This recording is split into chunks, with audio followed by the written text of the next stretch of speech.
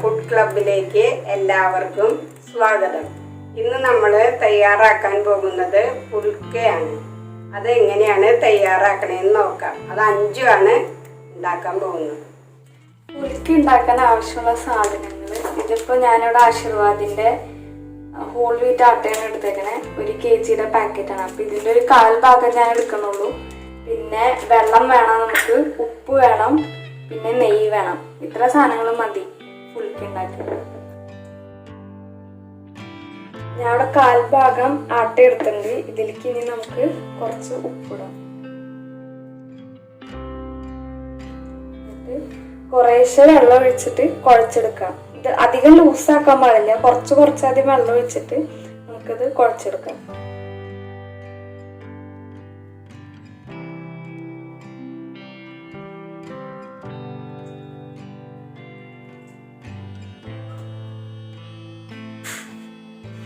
നമ്മളിത് നല്ലോണം കുഴക്കണം.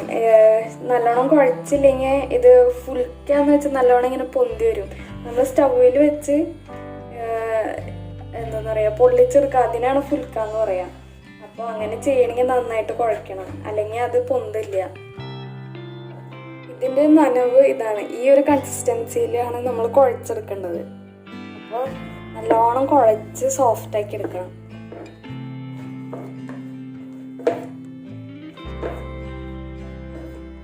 ഞാനതിവിടെ നല്ലോണം കുഴച്ചെടുത്തിട്ടുണ്ട്. ഇതുപോലെ നല്ല സോഫ്റ്റ് ആക്കിയിട്ട് എടുത്തിട്ടുണ്ട്.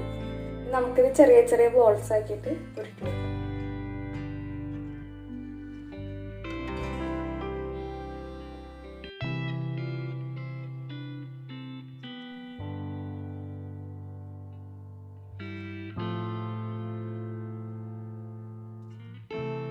ഞാനിവിടെ ഇങ്ങനെ ബോൾസ് ആക്കി വെച്ചിട്ടുണ്ട്. പിന്നെ നമുക്ക് കുറച്ച് പൊടിയും കൂടി വേണം. ഇതൊന്ന് ടിപ്പ് ചെയ്യാനായിട്ട്, പരത്തുമ്പോൾ ഒന്ന് ടിപ്പ് ചെയ്തിട്ട് ഇങ്ങനെ പരത്താൻ വേണ്ടിയിട്ടാണ്.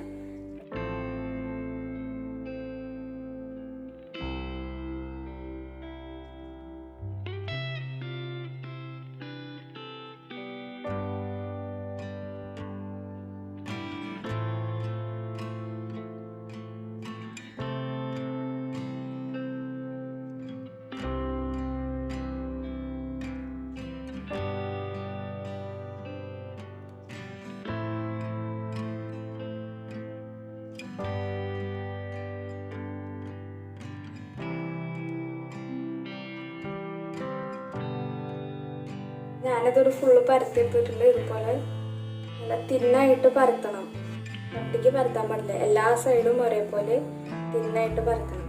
പിന്നെ ഞാനിവിടെ അതിൻ്റെ ഇടയിൽ ഇവിടെ ഗ്യാസ് ഓണാക്കി പാൻ വെച്ചിട്ടുണ്ട്. ഇതൊന്ന് ചൂടാകുമ്പോൾ നമുക്ക് ഈ പരത്തി വെച്ചേക്കുന്നത് ഇതിനകത്ത് ഇടാം. ഓണം ചൂടായിട്ടുണ്ട്. അപ്പോൾ ഞാൻ ഈ നേരത്തെ പരത്തി വെച്ചത് ഇടാൻ പോവാണ്. ഇതിൻ്റെ 2 സൈഡും ചെറുതായിട്ടൊന്ന് ചൂടാക്കിയാൽ മതി. അത് കഴിഞ്ഞിട്ട് നമ്മൾ ഇത് സ്റ്റൗവിൻ്റെ മുകളിലിട്ട് പൊള്ളിച്ചെടുക്കുക. അതുപോലെയാണ് നമ്മൾ ചെയ്യുക. അതിനാണ് ഫുൽക്ക എന്ന് പറയുന്നത്. ഇതൊന്ന് ഒരു സൈഡൊന്ന് ചൂടായി കഴിഞ്ഞാൽ നമുക്ക് മറിച്ചിട്ട് കൊടുക്കാം. ഒരു സൈഡ് ചൂടായിട്ടുണ്ട്, പിന്നെ അത് മറിച്ചിട്ട് ഇത് നമുക്ക്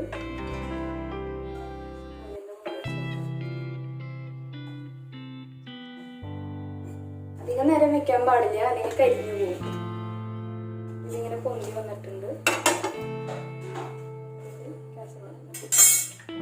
ഞാൻ ഇതിൻ്റെ മുകളിൽ കുറച്ച് ഗീ സ്പ്രെഡ് ചെയ്യുന്നുണ്ട്, അതൊന്ന് സോഫ്റ്റ് ആവാൻ. ഇതുപോലെ നമുക്ക് ബാക്കിയുള്ളതും ചെയ്തെടുക്കാം. ഞാനിവിടെ ഫുൽക്ക ഉണ്ടാക്കി. പിന്നെ ഇവിടെ അമ്മച്ചിയുടെ സ്പെഷ്യല് ചിക്കനും കുമ്പളങ്ങ കറി ഉണ്ട്. ഞാനത് കാണിച്ചു തരാം. നല്ല സോഫ്റ്റ്